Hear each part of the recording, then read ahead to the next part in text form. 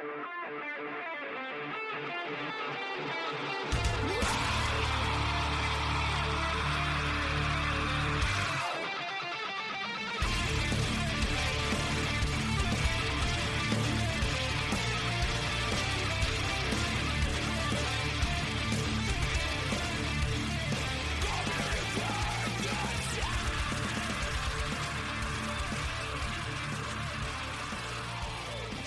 is Saturday, February 22nd, 2025, and this is episode 298 of the Defensive Security Podcast. My name is Jerry Bell, and joining me today, as always, is Mr. Andrew Kalat.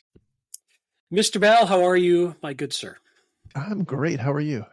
I'm good. It's Saturday. It's 50 degrees in Atlanta, so not too bad, not too cold. It's been cold this week, so it's a heck of a lot warmer than it's been. So yeah, so it's good. I'm damn happy to be here. How's that? Awesome. I'll be. I think probably the next time we do this, I'll be at the beach. So there you go. The Southern Command, as they say. It's that time of year where I start spending 2 weeks on, 2 weeks off. Very cool. If I hide myself in your luggage and pop out, just don't mind me. I'll just sit in a corner. We'll have cats and dogs and one more person. It'll be a big deal. Fair enough. But anyhow, so before we get started, just a reminder that the thoughts and opinions we express on the show are ours and not those of our employers. And although they could be for the right price, and also a big thank you to our Patreon donors. Thank you very much for sponsoring our show. If you would like to help support the show, you can do so on our Patreon site. Is patreon.com/defensivesec. That's SEC, not the other thing, which is, still something we're looking at. But this is a family show. That would be a different podcast feed. That's a whole different podcast. Yeah. That's right. All right. And I echo that. Thank you to our Patreon donors. You guys are awesome. We really do appreciate it.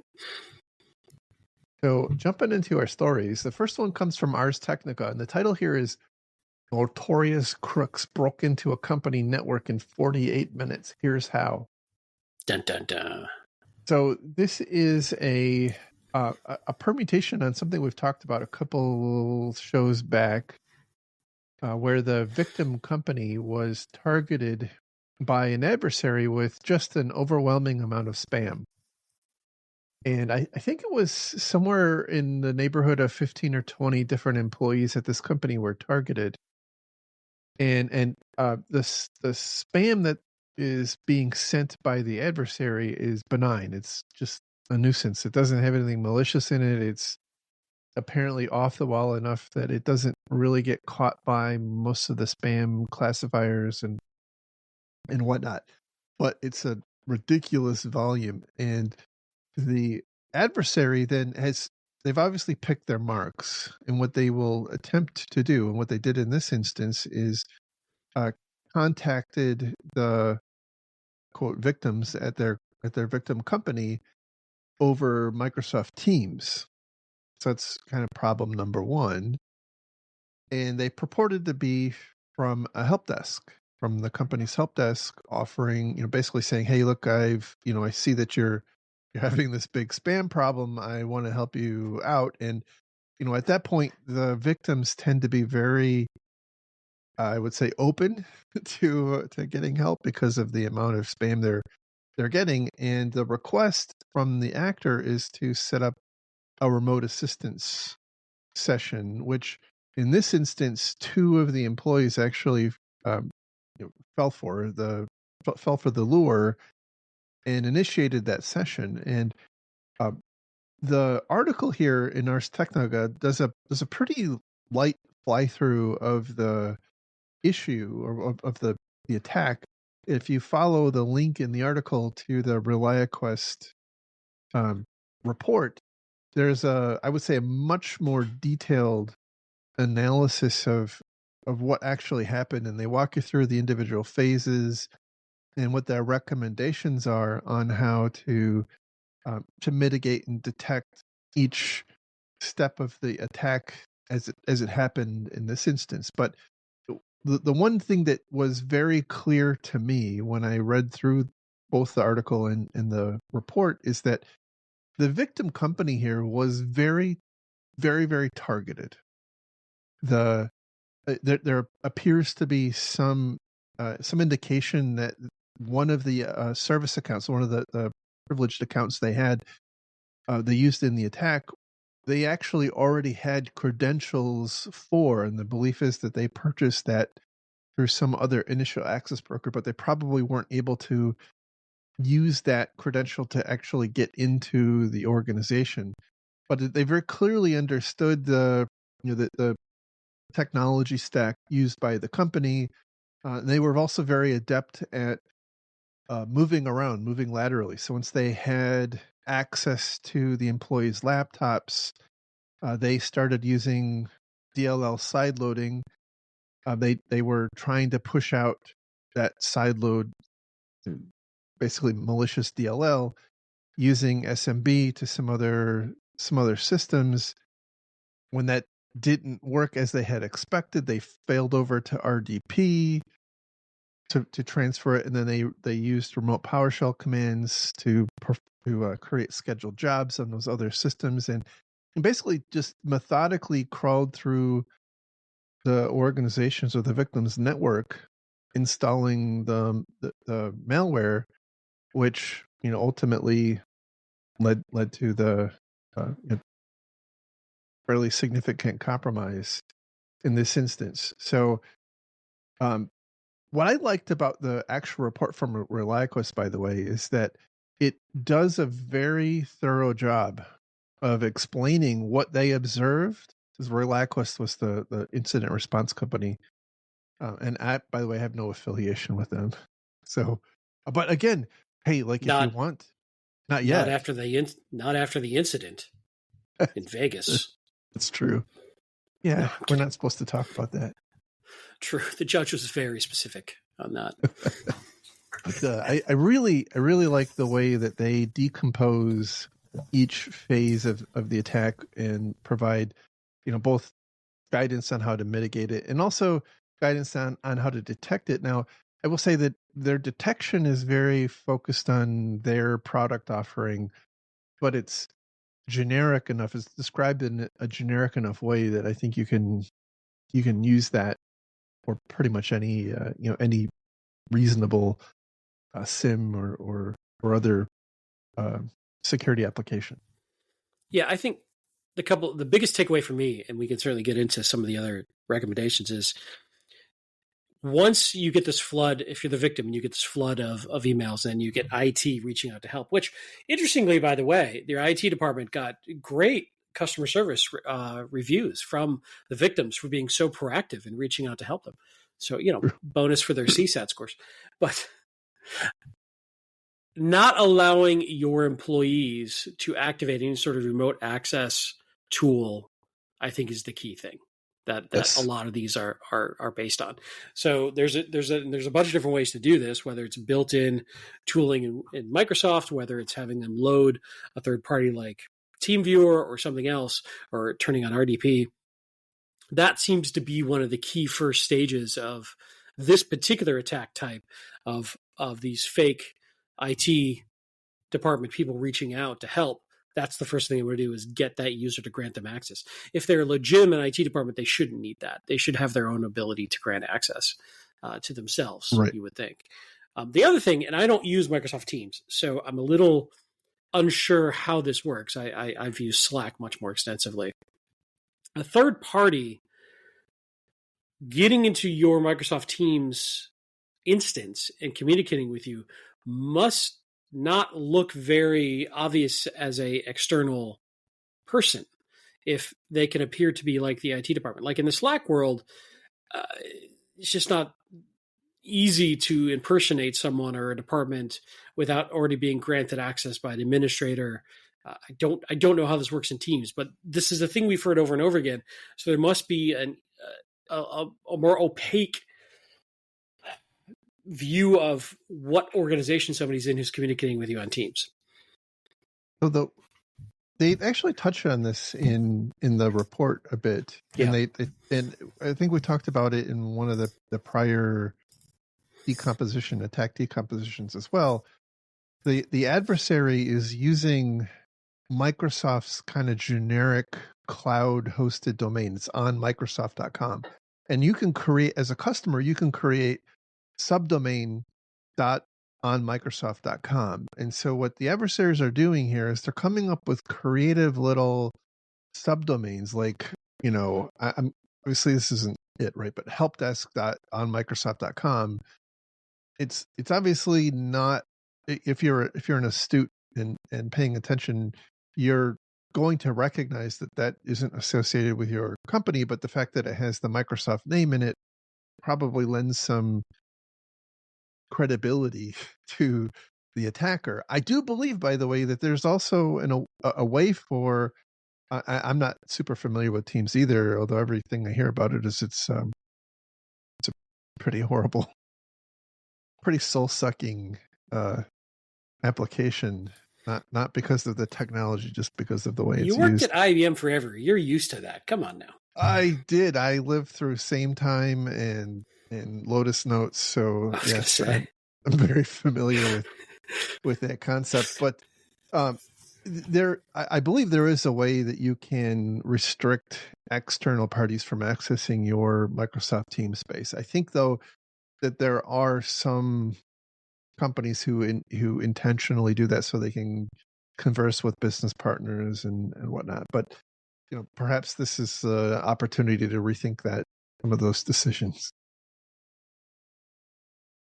Now, there was an interesting thing in here too, which I hadn't really thought of, and it's still kind of playing out in my mind. Like, gosh, is this a good idea?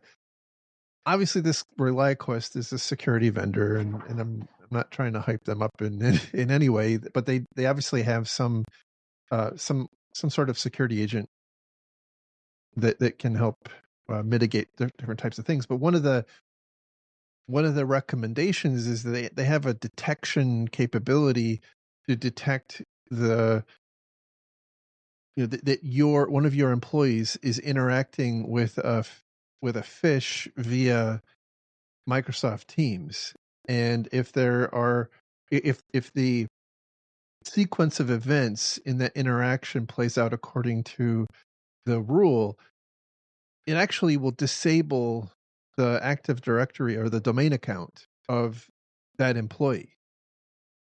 So the idea being that if somebody's in the process of falling for a phish, it just cuts it off by deactivating their ID. Which might be unfortunate for that employee, but stops lateral movement right there and correct shuts down further exploitation. Right.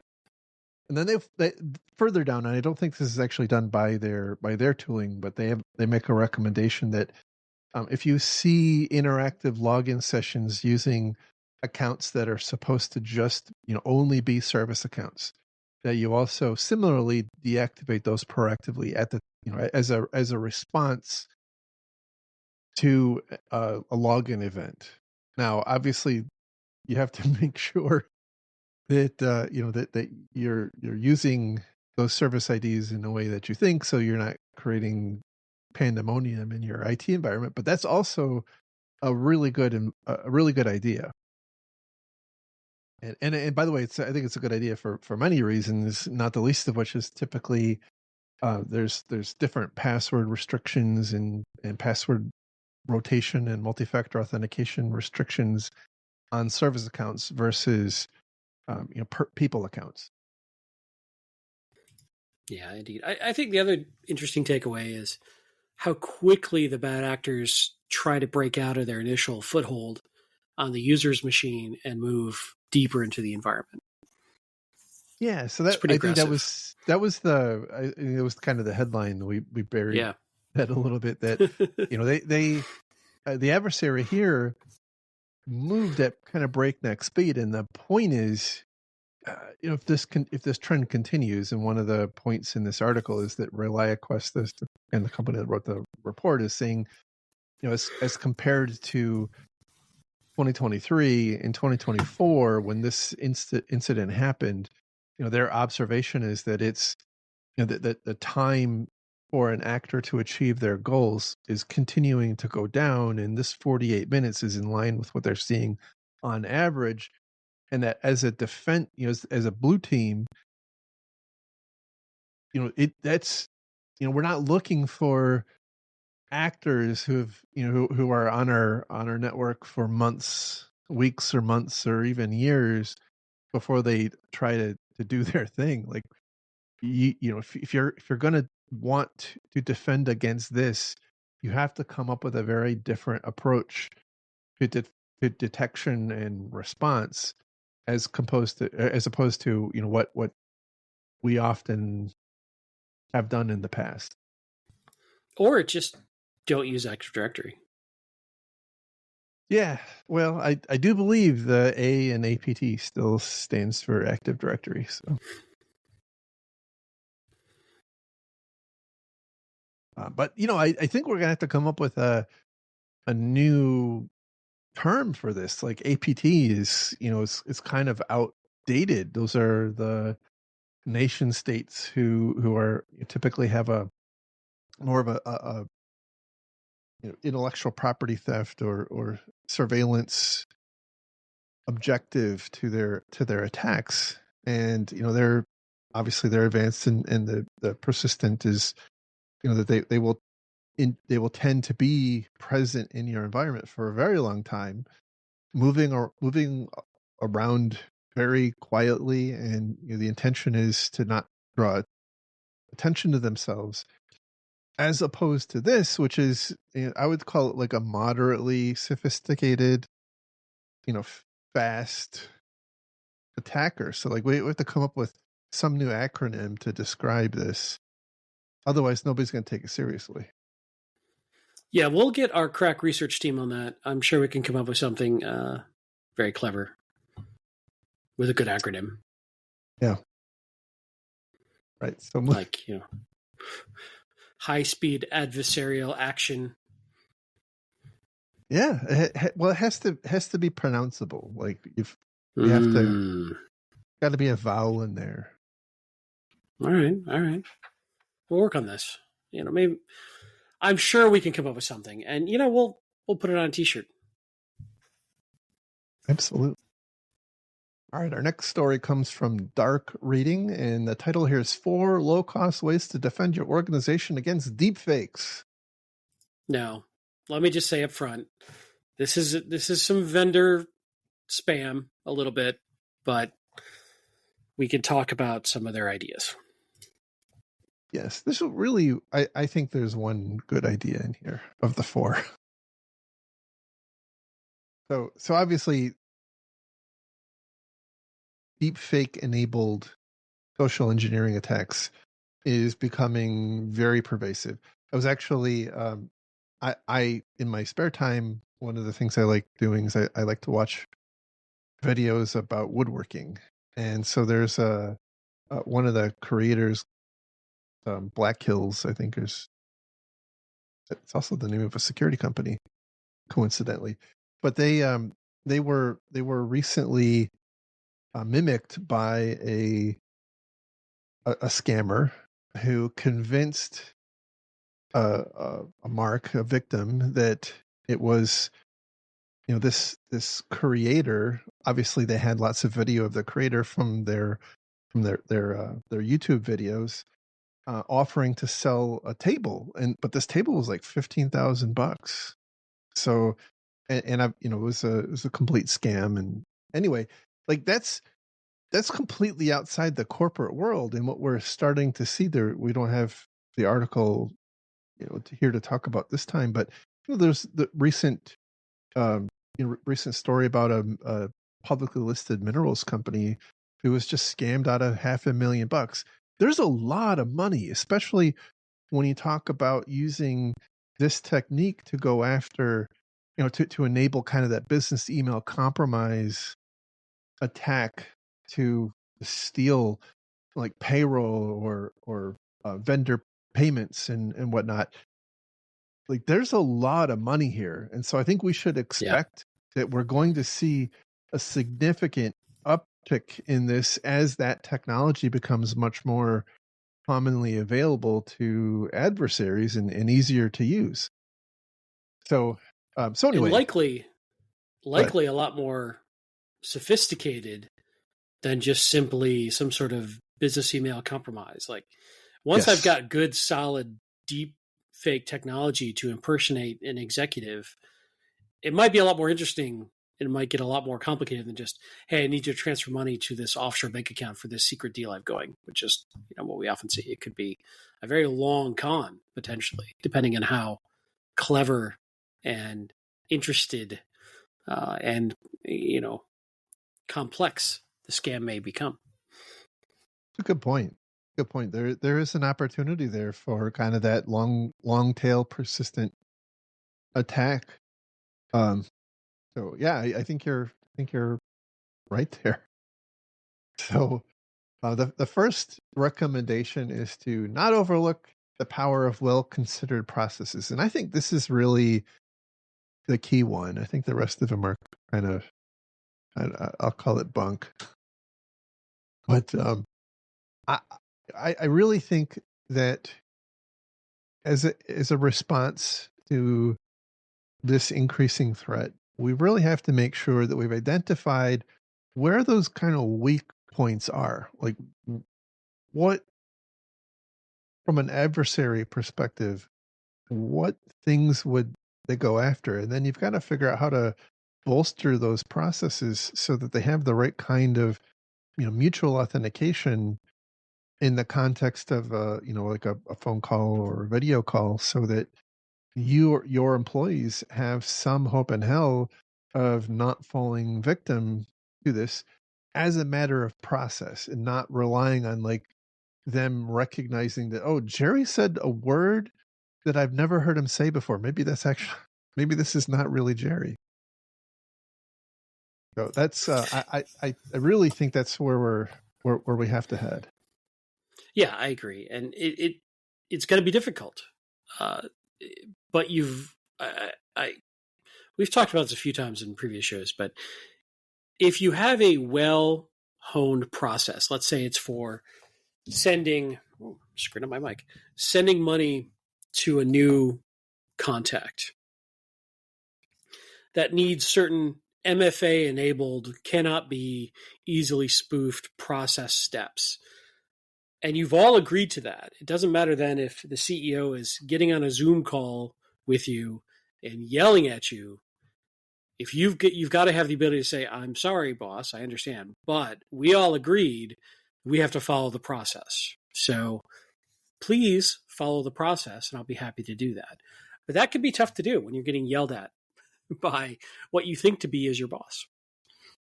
Yeah, well, in the spirit of most social engineering attacks, there's there's the aspect of urgency injected, and Mm-hmm. so if it is, two or three somebody that's two or three levels above you in your company, yelling at you, sure, you're probably you're probably not all that familiar with them, and Right. B, you're probably afraid of losing your job.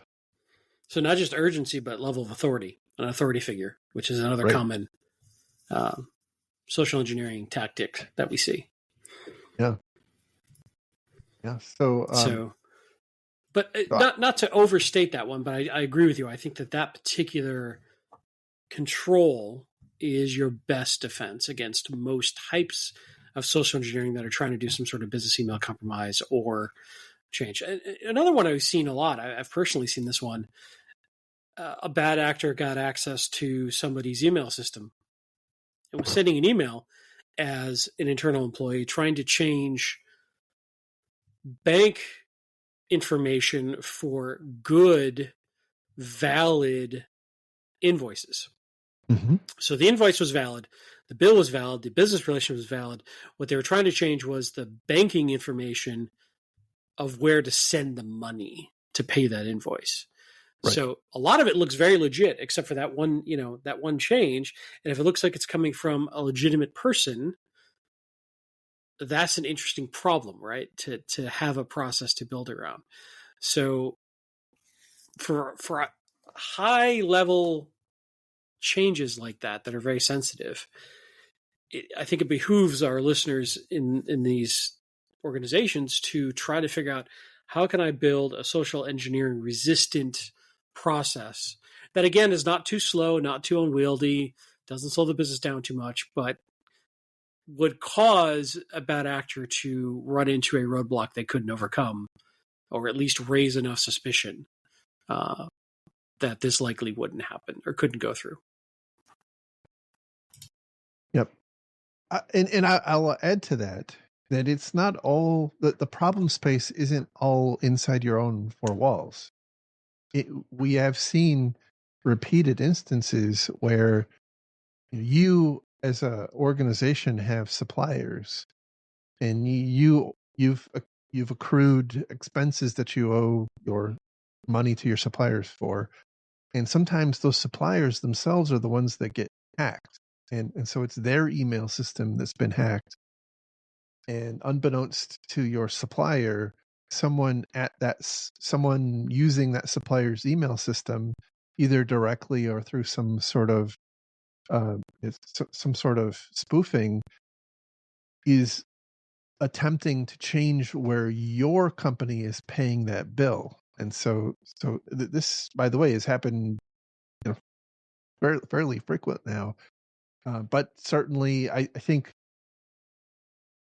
this is going to add another dimension, because if, like, it's, the accounts receivable person from your supplier wanting to get on a Zoom call with you to talk about some changes to, where to send your payments.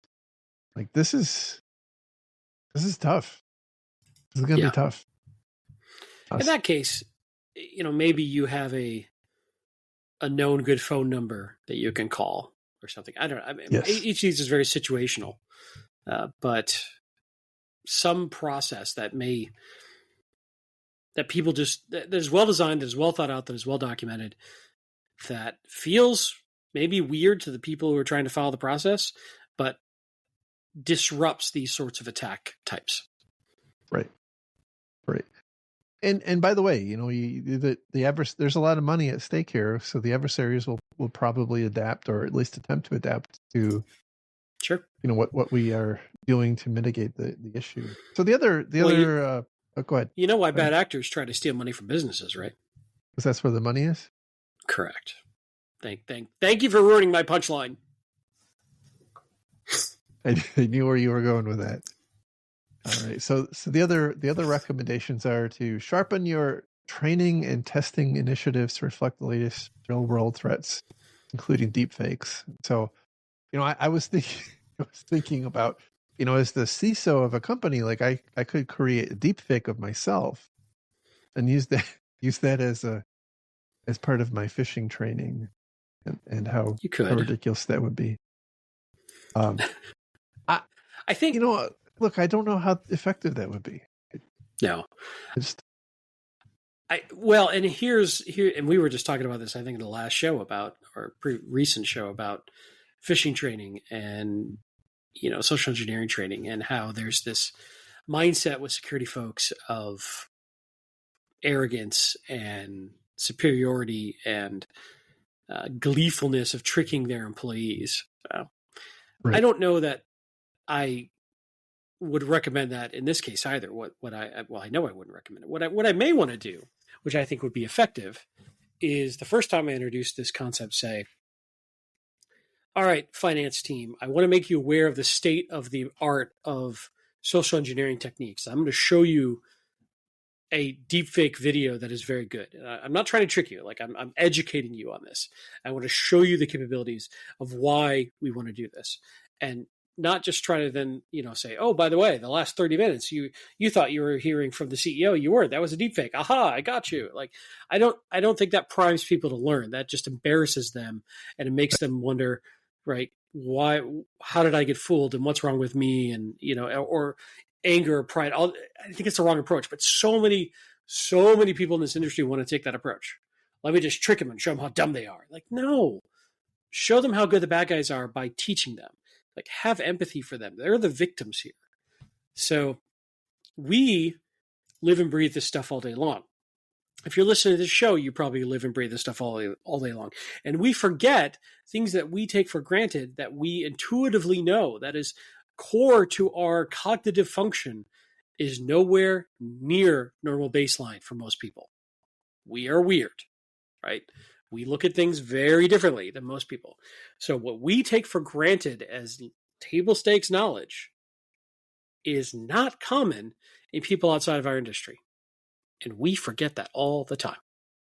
Yeah, and by the way, even if they have it, it's not the thing that motivates them. Right. Their mission is something else. It's processing payroll or mailing out invoices or whatever. So I do think from an education standpoint, showing people what is possible is helpful. Mm-hmm. Tricking them is not. I agree.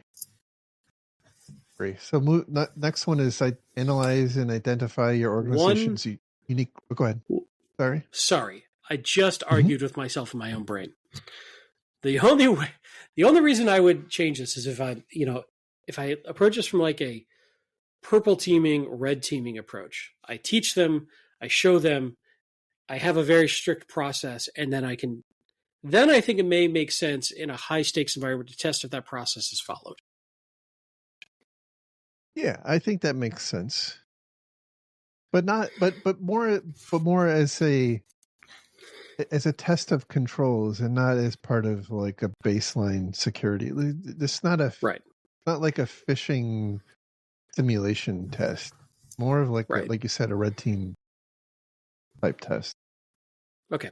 Now, sorry, I will not interrupt for the next 1 minute. We'll see how that works. So anyway, the next one was to analyze and identify your organization's unique risk factors. I do think this one makes good sense because, again, you can't think about every single interaction you have with, or every person in your company has as a potential deepfake scenario. Like you've got to identify where those key processes, key points of vulnerability are, and focus on enhancing the controls around those. So I would say this one should be like number 0 on the list, at least in terms of priority. And then finally, cultivate a culture that errs on the side of caution, which, don't click on any links, don't open any attachments, don't join any WebExes. If you're not sure, you should call your CISO and ask them to join your WebEx and see if you have your CISO tell if that's really the CEO or. I think you should just not get out of bed. Exactly. Not in the context of this, but one of the things that bothered me or kind of drove me a little bit crazy. On the one hand, it was good because like people gave a damn, but on the other hand, like, it made me crazy. Was people sending me emails as a CISO asking me, is this real or is this phishing? And yeah, and they were not emails of consequence. So like there were, in particular, there were some very specific executives who like had to adjudicate every email they got. Like, is this phishing or is it legitimate? Like, if you're gonna delete it anyway, just freaking delete it. right. I mean, I get the point. I'm happy that you're thinking along those lines, but if it's not something that's material to you, or you think it's, obviously, if it's something that looks like it's targeting you, that's perhaps a different discussion. But that wasn't what was happening. So, look, I think we can overdo it here. Again, we have a business to run, and I think we have to find ways of developing and implementing and operating controls that allow people to do their jobs. The joke in the industry is like you give people a link click clicking box, and then you tell them don't click on the links using the link clicking box, and it's ridiculous. Like it's I really think we've got to look inward and figure out how we do a better job of constructing more robust controls that don't rely on people, not kind of slowing down their job, because they have objectives. They have to meet performance goals and whatnot. And anyway, I'm beating a dead horse now. 2 words: AI fixes everything. I was thinking about that. Because we've talked about this problem a couple of times.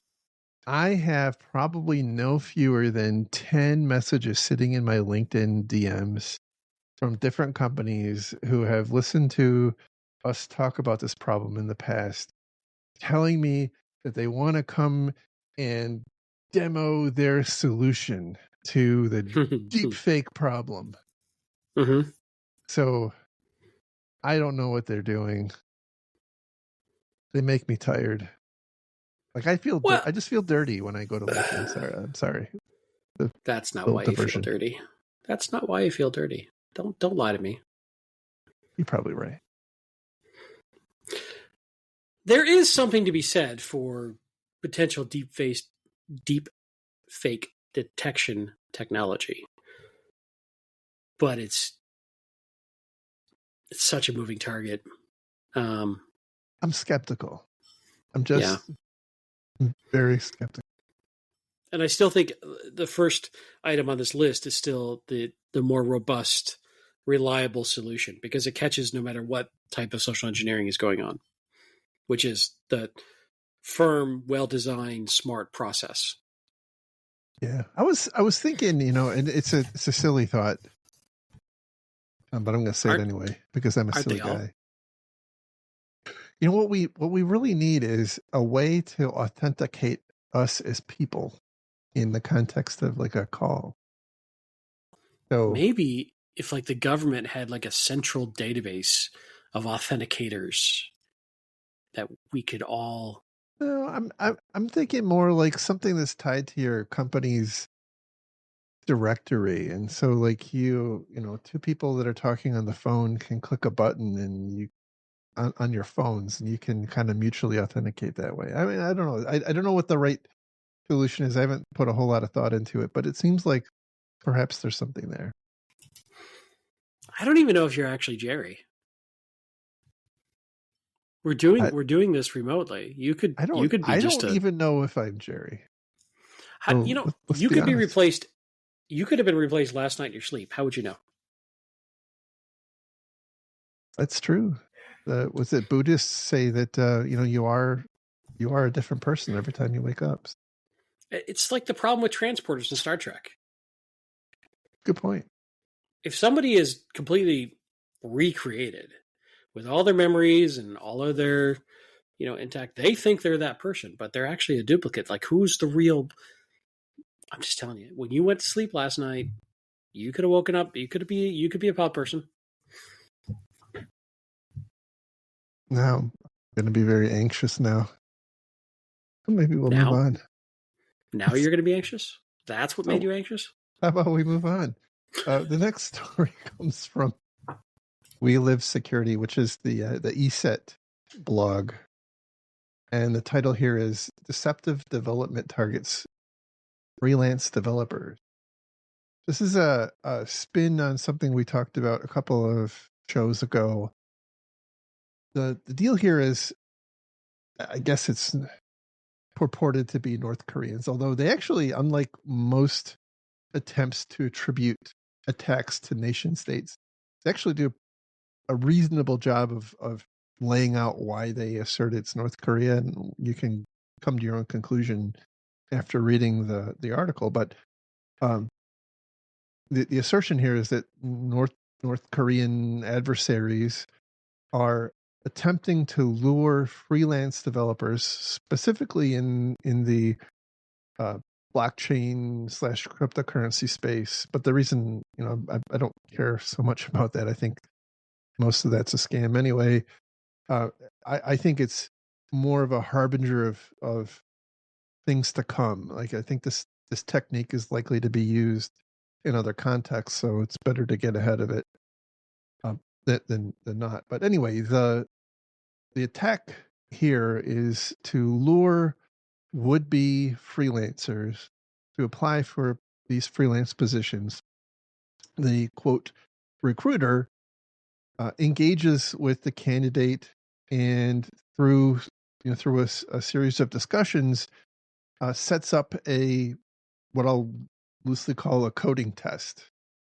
And so the adversary here will either send directly a set of files or provide access to a private GitHub repository, or GitLab, or Bitbucket, or one of the other code repositories that the victim has to download, and then has an assignment, and they have to actually make some change to the code, and that part is real. But the attack comes in when they're asked, and by the way, like, before you send this back to me, the recruiter, you should compile it and make sure that it runs and does what you say, because otherwise you would look silly. And that's where the problem comes in. So the code it's actually typically actual code. It doesn't necessarily have, like, an embedded binary or anything like that. But what it does have is some malicious code appended at the end of a very long comment, which is then unescaped, so that some at the end of a very long comment, which extends off the side of the screen. And unless you have something in your code editor that allows you to see the wrapped comment, which is not the default, by the way, in most editors, you're not going to see it.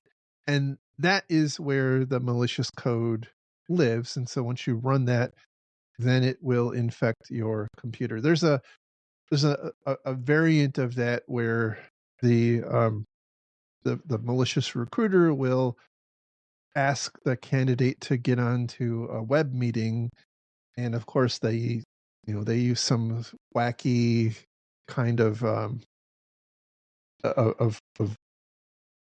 web conferencing software that requires the candidate to go and download an application to participate in the web meeting, which of course is malware. The idea in all of that, by the way, is ultimately to steal, at least in this instance, is to steal cryptocurrency, which is apparently what North Korea is really big on, trying to get some cash for their various military programs, apparently, allegedly. But again, I think that as a technique, we're very likely to see this being adopted by more garden variety threat actors, and especially in this time of interesting employment. I think it's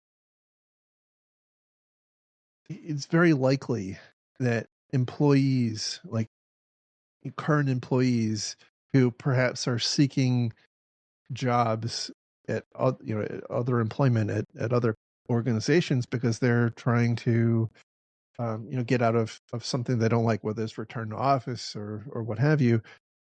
We know from previous discussions that there are this is an attack technique that adversaries are using, where the employee is just like a bystander, or they're a victim of convenience. The actual intended victim is the company. And so that's where, I'm not trying to trivialize the instance that they're talking about here, where it's an individual person who's the victim, but I think where this is ultimately headed is as a tactic to attack and gain entry into organizations through employees who are looking for work. Yeah, it makes sense. And it's an easy step to go from employees looking for work to I'm willing to pay you for a side gig, if as a freelancer, to do this code work for me. I'll pay you $5,000. Right. And then have something that looks fairly legitimate, but I'm attaching this sort of malware that I'm hoping you're going to do the work on your corporate machine or something that has access to your corporate environment, or in some way it gives me more insight into the corporate environment. So Exactly. I could see that being worth the investment to some of these threat actors, depending on how valuable the target is. So it's not even, because one thing we don't talk about is, hey, if I come up to somebody in your help desk and say, I want to pay you $10,000 to install this piece of software, there's a certain percentage of them that are going to say yes, or Mm-hmm. employees in general, especially disgruntled employees. This, they don't even know necessarily that they're unwittingly being a bad actor for you, and they're just making money on the side and everybody's happy while they're sneaking some sort of quiet malware into the environment. Yeah, and to carry on to that, if you have an employee is doing this, they're going to be doing it on the down low, right? Right. They're going to be trying to hide it. If something happens, even if they realize it, they're probably not going to be upfront about it. All the more reason for them to not report it when something weird happens too. Exactly. And yeah, it's interesting. The blog post itself is very detailed, by the way. If you want like very detailed data in IOCs, it's in the blog post. It's pretty extensive, but it's a clever technique. Now, mind you, it's targeted at a very select group of potential targets who are coders and who know how to code this particular thing. But I could see this being, like you mentioned, a step to get at a very specific target. Or, hey, somebody who's just, they want to steal crypto or they want to steal banking information. Whatever. There's a whole bunch of options that you can do once you get your code running on somebody's machine. Yeah, exactly. And, developers, I won't say that they usually have elevated access, but they often have access to source code. And so I think there's perhaps a flavor of attack that could end up being some kind of a supply chain type attack. I don't know exactly how that would necessarily work because, presumably that I would hope they're not using the same laptop, but I mean, maybe they are. I don't know. But if your intention is to perform some kind of a SolarWinds style attack, and you're able to trick some developer at a victim company who's developer of the software that you're trying to attack, this might be a way to target a developer who has the access to the code that you need. So yeah. So from a defensive standpoint, I think everything's very situational, but I would say to those being asked to download custom code for something like this, be very, very cautious. And, run it through some sort of code analysis tool, maybe. But I don't know. It's so easy to hide this stuff.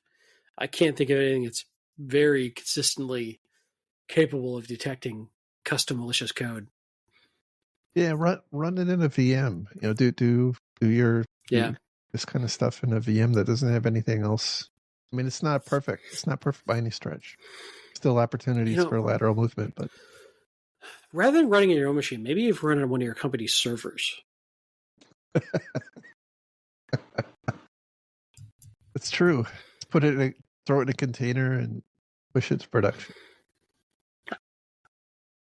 Look, it's a great good point. I mean, because look, there's EDR on your production server, so hopefully, probably the safest place to run it. Anywho, it's an interesting one. It bears watching. I think this will continue to evolve into more sophisticated methodologies too. Yeah, and once these ideas get out there, they just iterate and iterate and iterate. So it's interesting to know and to watch. Exactly. All right. No defensive security podcast would be complete without another firewall story. So today's comes from theregister.com, and the title here is Palo Alto Firewalls Under Attack as Miscreants Chain Flaws for Root Access.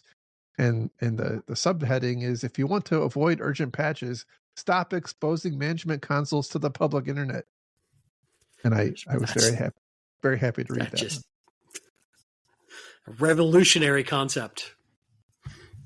Yeah. So I don't think there's anything like super novel about this attack, but it is yet another attack against a management interface for Palo Alto, for PanOS. You know, it has no business being exposed to the internet. Now, just because it isn't exposed to the internet doesn't mean it's not vulnerable. Let's just be very clear about that. I'm not in any way asserting that the vulnerability goes away because you don't have it exposed to the internet. What I am saying is that the entire internet doesn't have an opportunity to take pot shots at your management interface if it's not exposed to the internet. Like that, something else has to also fail in order for them to be able to do that.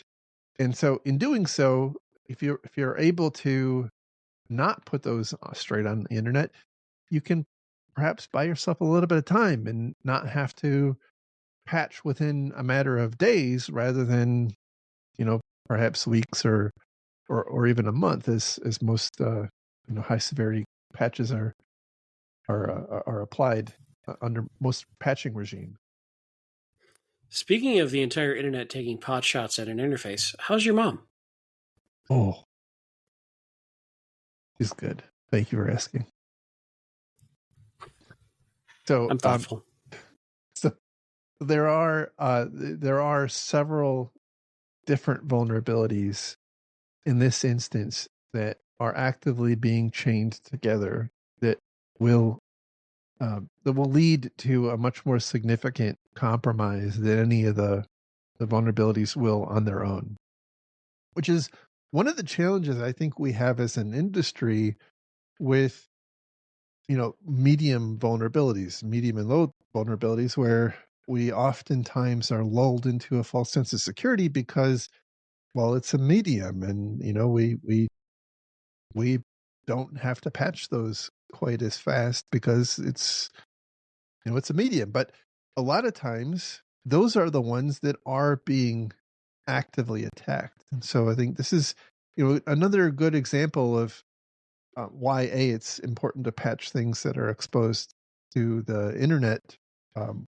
of almost without regard to their severity, but also to pay attention to the vulnerabilities that are actively being exploited. And that's why things like the CISA Hev list is quite important. I'm hoping that continues on as a thing. Given what has been happening at CISA, we'll have to see. But so far, it's still there. But look, this is, I think, again, a good example of why it's important to pay attention to how vulnerabilities are being exploited, not just their severity level. Yeah, 100% agreed. And you're right. We do have this concept sometimes when we're trying to prioritize patching of, well, show me how it's vulnerable. The problem with that conversation, or show me how it can be exploited. The problem with that conversation is it is based in this expectation that the security team is as good as every potential hacker out there and can conceive of every potential way to chain existing or unknown future exploits together in some creative way. Mm-hmm. It's tough to do, and it can put the security team in a bad spot where if they're forced to justify exploitability before a patch, that factor can change very rapidly in unknown and undocumented and unrealized ways. So I agree with you. If it's internet facing in any way, it should be fully patched as often as possible. But that can be difficult. Definitely so. Definitely so. And by the way, you can partially mitigate at least the urgency by not exposing it to the goddamn internet. I don't know. Look, we've ranted about this last episode. It's just, you're right, I know. but you're screaming into a hurricane, my friend. Yes. So anyway, the specific vulnerabilities I don't think are very exceptional. There's two relatively minor, I think it's a low and a medium severity vulnerability chained with a high severity that can lead to complete system compromise if the device is exploited. And the exploitability is going to be proportional to how exposed it is to people trying to attack it. So again, I'm not going to say it anymore. Patch your crap, get the interface off the internet. All right. And then the final story for today comes from hackread.com. And the title here is FBI and CISA warn of ghost ransomware, a threat to firms worldwide. I thought this was interesting because this was a very contra example of something that is apparently becoming an acute problem, yet is going against some of the trends that we've talked about in recent shows, where recently we talked about how the trend is moving away from encrypting and more towards stealing data because it's the defensive techniques and capabilities of a lot of organizations are getting to the point where they're having less success with encrypting systems and data. And so they're relying more on exfiltrating data and holding that for ransom. But this is an example of a threat actor who is coming on strong. And while they are claiming to have stolen all of your data and offering it for ransom, in practice, they apparently steal just enough to convince you that they have your data to help motivate you to pay. But the main damage that they're performing is actually the encryption of your system. I get that doing just enough to get paid. I understand that fully. Yes. So this particular threat actor, their initial compromise is kind of boring. They're using vulnerable externally for internet facing systems. So things like Cold Fusion, FortiGate, management interfaces, Microsoft Exchange servers, SharePoint, and on and on and on. So they're attacking known vulnerable software where there are exploits available, and then that's their initial point of entry, and then from there they will move laterally. They rely very heavily on Cobalt Strike. And so anybody who's had experience with Cobalt Strike, either as a red teamer or as a blue teamer trying to clean up after it, knows that it's a pretty damn insidious piece of code that has very broad capabilities, and this particular threat actor apparently is making very good use of those capabilities to do things like steal credentials, and again move laterally throughout the organization, and ultimately push out the encryptor to to your fleet of systems. So again, from a if you zoom way out, it looks like every other ransomware actor that we've seen. I think that one of the novelties here is that they are claiming to have stolen your data, but they probably actually haven't stolen most of your data. And then they also have a very heavy reliance on Cobalt Strike, which on the one hand is very sophisticated, and if you're not looking for it, super hard to detect. But on the other hand, if you are looking for it, can be fairly is detectable. So I would say at this point, if you aren't instrumented to detect Cobalt Strike in your environment, you're missing an opportunity there. Yeah, and there's plenty of tutorials out there and IOCs to look for. Yes. Yeah, it's interesting. I think what this highlights to me is that there's no one universal truth of what bad actors are up to. You've got tons of different threat actors with different approaches, different techniques, different ideas, different efficacy, different capabilities. Some work better than others. It's something we haven't talked a lot about lately at all, is attribution. Attribution was always the thing I always frowned against, and I always felt was a bit of a shell game in terms of all these cybersecurity companies and central reporting agencies always want to throw some attribution on it. It's this group or it's that group. And in theory, that will give you information about their TTPs and their common stuff. But I always felt like as a blue teamer, I don't care. Like, I don't, they could change their tactics in a heartbeat. Who they are doesn't change my job. I still have to defend against whatever the entire fleet of common tactics are. And if I knew ahead of time that this threat actor with this set of techniques was going to come after me, yeah, I could do something about it. But you never know who's going to come after you or who's probing around or who's attacking you.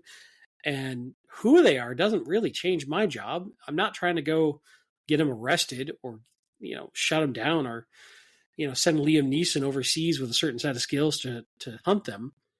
So I always found the emphasis on attribution odd to me, but it is the way of the industry. And I am but a small fish in a very large industry who am just a mouse amongst the dancing elephants, as I like to say.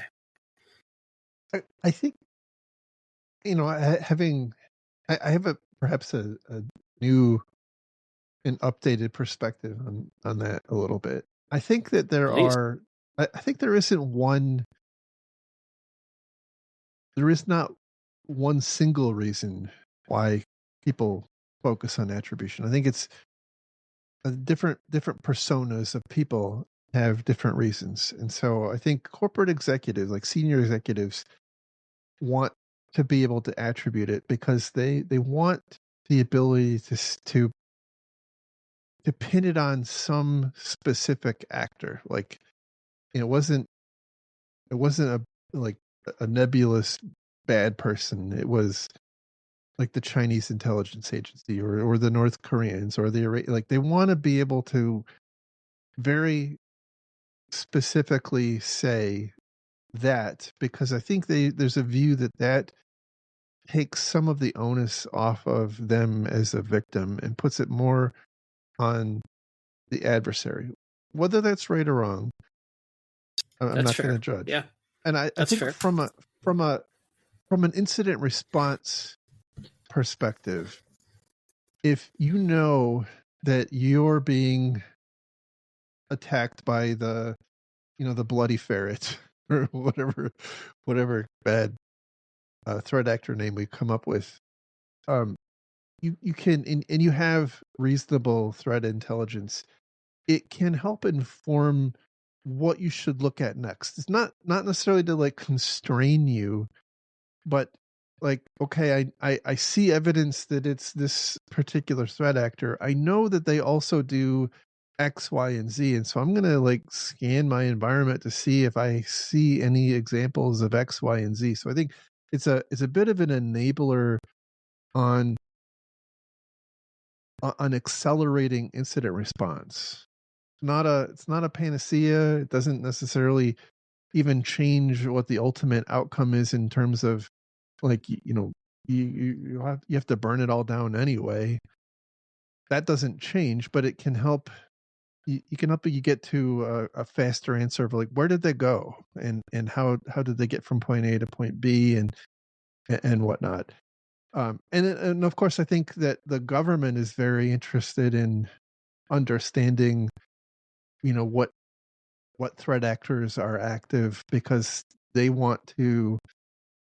We're seeing it in spades right now. Like, they want to have the ability to sanction entities and having some, again, whether it's accurate or not, they want to have some sense of like, we're having a huge problem with North Korean hackers attacking, chemical companies in the U.S. And so that's going to drive some kind of a response. Anyway, I think there's I don't know that it provides like a lot of information in terms of prevention. Certainly, certainly, like we should be looking at the different, which is one of the intentions of this show here, right? Is looking at the various and sundry techniques that threat actors are using, and I think, you know, it it is. I think that there are some people who believe that, you know, what I should do is figure out like which threat actors are focused on my industry, and then I can look and see like how are those threat actors attacking companies like mine, and then I can help use that to justify investment to bolster our protections. But I think that one of the challenges that I've observed personally over the course of running the show, and as you know, being a CISO and managing like hundreds and hundreds and hundreds of incidents, is that the adversaries are watching each other. They're reading these reports, the same ones that we're talking about.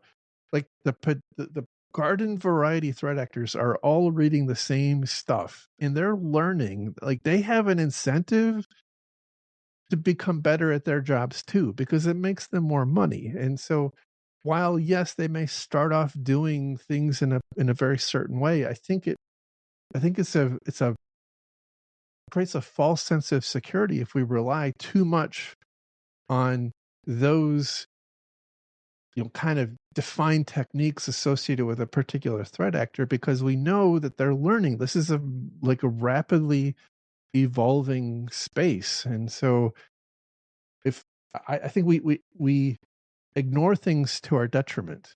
We can't solve everything. I get that, right? But I really think we have to have a clear-eyed view of the modern tactics that threat actors generally are using, and try to distill that into a set of protections that we implement to the best of our ability in our organization. Sorry, that was a Yeah. like really long diatribe there.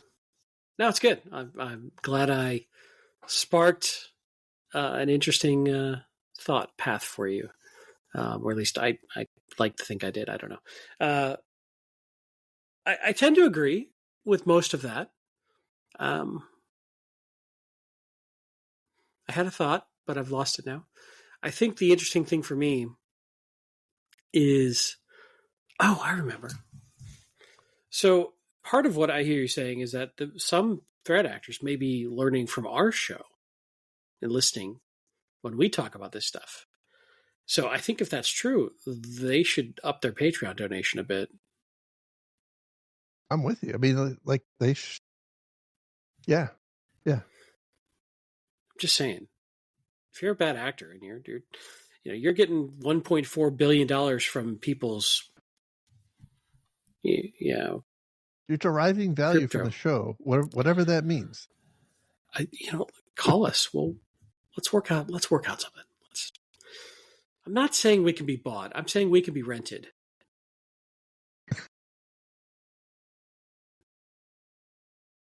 Anyway, no. Yes. No. In all seriousness, you're right. Like, you need to understand what the bad actors are doing, and you need to understand how they do it, and what a typical technique is, and a typical thing, especially affecting your industry. I guess where I start to go a little sideways is when people start to get really fancy with, and it was this threat actor, and in fact, we think it was this person for this threat actor, and it was this. It's like, okay, that's cool, but it doesn't change my job. But you're right. Different stakeholders in this have different emphasis and different needs. And if I'm an executive talking to the press, it's nice for me to say this was a nation state attack out of China. Nothing I can do. Right. Yeah. Again, it doesn't change for those of us who are down in the engine room. It doesn't change the gears and the levers that we're pulling, right? It doesn't. It really doesn't. But I think it does help certain people with certain discussions, and I think that's why they're. And by the way, I also think that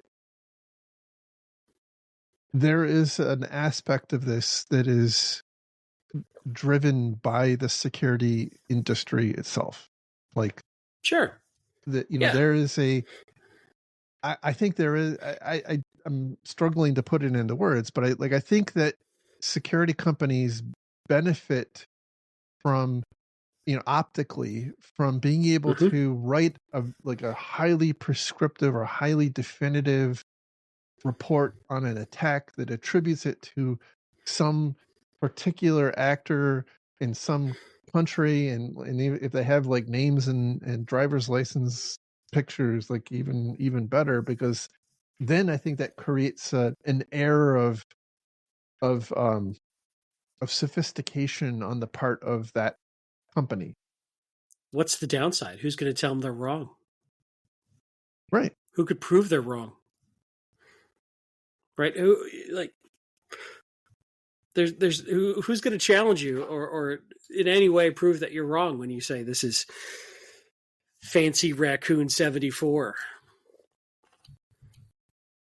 Well, other threat intelligence companies, obviously, Maybe. they have an incentive to say, oh look, that the Jerry Intel company is, they put out this statement and it's just full of crap. And so I suspect there's a little bit of that, but broadly speaking, you're right. It's a safe prediction. It's a safe area to have low confidence but sound like you know what you're talking about. Yeah. By the way, I have noticed when you read lately, especially as of late, when you read reports that do put some attribution, they don't spend a lot of time on it. It's usually like one sentence, but they'll say something like, we have medium to low confidence that this Yeah. is, which And that carries a lot. That one sentence in like a 10-page report's carrying a lot of water. yeah, no kidding. Well, and to be clear, I think the techs on the ground doing the hard work are doing good work. It's often the marketing and the sales folks that Right. overhype and blow this stuff out of proportion and destroy credibility. Yeah. Yep. Having said that, a couple stories ago, we talked about the ESET report. I thought, for better or for worse, I thought they did a nice job, probably one of the better jobs of explaining their logic behind how they attributed it. Like, they didn't just say, and we think this is North Korea. Like they said, and here's why we think it's North Korea. It's because of we see, we know from other attacks on the laptop farm issue that we've talked about in the past, we see the same people being connected in the GitHub repositories. So like so it's reasonable. It's not 100% airtight. Could be faked, absolutely, but it's a reasonable assertion. And without them putting that out there, it would just kind of look like, well, they just, that I guess they thought it was coming from a North Korean IP address. Well, the packets were labeled as coming from a Commodore 64, so Oh, that's probably it. I don't know. So anyway, I've run out of good jokes. I think we've hit that peak altitude and we're back on our way down now. So Spiraling towards Mother Earth. that's right. All right. So that is the show for today. I appreciate everybody's attention and listening to us. I hope you learned something. If you did enjoy the show, you can give us some 5-star love on your favorite podcast platform. And by the way, even if you didn't love us, you can still do that and then just unsubscribe like that. That's also permitted. It's amazing. But if you do like us, and you want to support our mission, we're continuing to find hopefully new ways of adding value.